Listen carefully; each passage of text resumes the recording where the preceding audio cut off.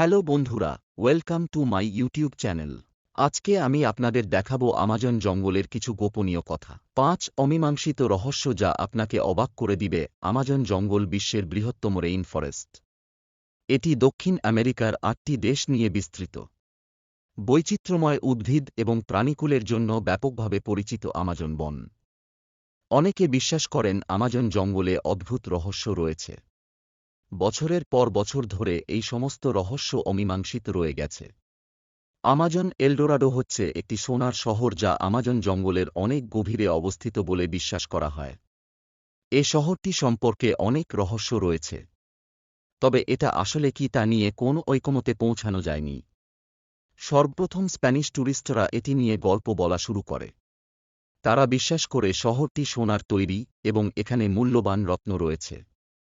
তবে কিছু লোক বিশ্বাস করে যে এটি একটি বাস্তব শহর। আবার অন্যরা বিশ্বাস করেন যে এটা একটি পৌরাণিক শহর যার অস্তিত্ব কখনো ছিল না। এ শহর খুঁজে পাওয়ার জন্য অনেক অভিযান চালানো হয়েছিল। বিজ্ঞাপন।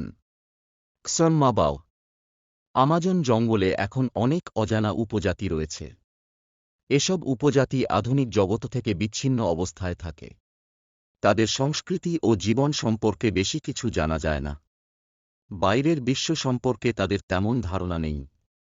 আমাজন জঙ্গলে বরফ যুগের চিত্রকর্ম পাওয়া গেছে। চিত্রে দেখা যায় যে এসব অঞ্চল একটা সময় বরফ যুগে ঢাকা ছিল। এসব চিত্র কিভাবে এসেছে তা নিয়ে অনেক প্রশ্ন রয়েছে। স্থানীয় উপজাতি এসব চিত্র তৈরি করেছেন বলে বিশ্বাস করা হয়। 2019 সালে এক অভিনব প্রজাতির তিমির মৃতদেহ আমাজন জঙ্গলে পাওয়া যায়। ধারণা করা হয় আটলান্টিক থেকে এটি আমাজন জঙ্গলে এসেছিল। কিন্তু তিমিটি যখন আমাজন জঙ্গলে পাওয়া যায় তখন ফেব্রুয়ারি মাস ছিল। ওই সময় সাধারণত শীতকাল থাকে না, বিধায় তিমি মাছ থাকার কথা নয়। 2013 সালে আমাজনের মধ্যে একটি অদ্ভুত কাঠামো পাওয়া যায় যা পরিচিত ছিল না। কেউ মনে করেন এটি একটি মাকসার বাসা হতে পারে। অনেকে মনে করেন এটি প্রাচীন সংস্কৃতির একটি প্রতীক। এটি এমন এক বৈচিত্র্যময় বন যা অনেক রহস্য ধারণ করে আছে।